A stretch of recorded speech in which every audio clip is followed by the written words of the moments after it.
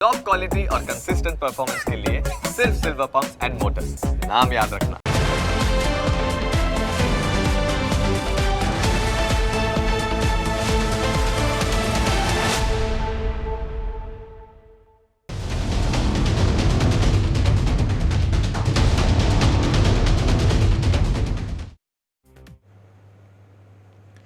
બેંકોનો હજારો કરોડ રૂપિયાનો ચૂનો લગાવીને ભાગેડીઓ વિદેશમાં જલસા કરે છે અને અહીંની સિસ્ટમ જાણે ગરીબોની જ મજાક કરી રહી હોય તેવું લાગી રહ્યું છે।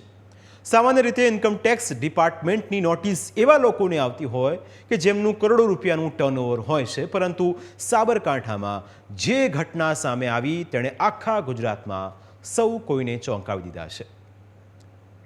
આ છે સાબરકાંઠાના ઈડર તાલુકાનું રતનપુર ગામમાં જીતેશ મકવાણા નામના સામાન્ય નાગરિક વસવાટ કરે છે। સાવ સામાન્ય તેમનું ઘર છે। આ ઘર જોઈને તમે અંદાજો લગાવી શકો છો કે આ પરિવાર ખૂબ જ સામાન્ય હશે। આ મકાન પણ ઇન્દિરા આવાસ યોજના અંતર્ગત 36,000ની સહાય મેળવીને બનાવવામાં આવેલું છે, પરંતુ ઇન્કમ ટેક્સ વિભાગે જાણે કોઈ પણ પ્રકારની જાણકારી મેળવ્યા વિના જ 36 કરોડ રૂપિયાના બાકી ટેક્સની નોટિસ મોકલી દીધી છે। જરા જુઓ આ નોટિસ તો આપને ખ્યાલ આવશે। નોટિસમાં નામ, સરનામા સહિતની તમામ વિગતો સાચી દર્શાવવામાં આવી છે, પરંતુ બાકી ટેક્સના આંકડાની વિગતો ખોટી છે, કારણ કે જે વ્યક્તિના ખાતામાં ફક્ત 12 રૂપિયા પડ્યા હોય તેને ઇન્કમ ટેક્સ વિભાગ કરોડોના ટેક્સની નોટિસ મોકલે એ વાત કેવી રીતે ગળે ઉતરે? ઇન્કમ ટેક્સ વિભાગે ભૂલથી આ નોટિસ મોકલી છે કે કેમ તે હજુ સ્પષ્ટ થઈ શક્યું નથી, પરંતુ આ પરિવારમાં કમાનાર ફક્ત જીતેશ મકવાણા છે।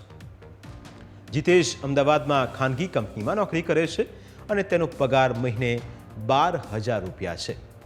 આટલી આવકમાં ઇન્કમ ટેક્સ સાથે તેને પેઢીઓથી કોઈ જ લેવા દેવા નથી। જીતેશ મકવાણાના પરિવારમાં કુલ 5 સભ્યો છે।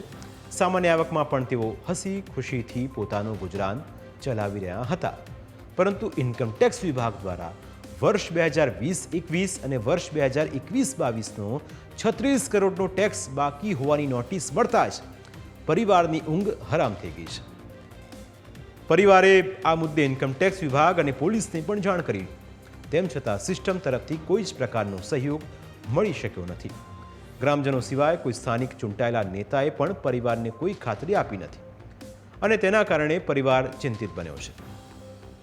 માતાની આંખમાં આંસુ આવી ગયા છે, કારણ કે આવી ગંભીર પરિસ્થિતિ પરિવાર સમક્ષ ક્યારે નથી આવી। દિવસના 200થી 350 રૂપિયા સુધીની છૂટક મજૂરી કરીને આ પરિવાર ગુજરાન ચલાવે છે। પિતાની છત્રછાયા ગુમાવી ચૂકેલા ભાઈ બહેન માતા સાથે જ રહે છે। જોકે જીતેશનું કહેવું છે કે કદાચ તેના ડોક્યુમેન્ટનો કોઈ એક ખોટી રીતે ઉપયોગ કરીને કરોડોનું ટ્રાન્ઝેક્શન કર્યું હોઈ શકે છે, પરંતુ પોતાની આમાં કોઈ જ પ્રકારની સંડોવણી ન હોવાનો તેનો દાવો છે। આશા રાખીએ કે મારો આ અહેવાલ જોયા બાદ સ્થાનિક વહીવટી તંત્ર અને ચૂંટાયેલા પ્રતિનિધિ આ પરિવારની મદદ કરશે અને ઇન્કમ ટેક્સ વિભાગે આ નોટિસ કયા આધાર પુરાવા સાથે મોકલી તે જાણવામાં મદદ કરશે। અને જો આપણી સિસ્ટમ આવી પરિસ્થિતિમાં કોઈ નાગરિકને મદદ ન કરે અથવા તો યોગ્ય માર્ગદર્શન ન આપે તો તે ખૂબ જ શરમજનક વાત કહેવાશે।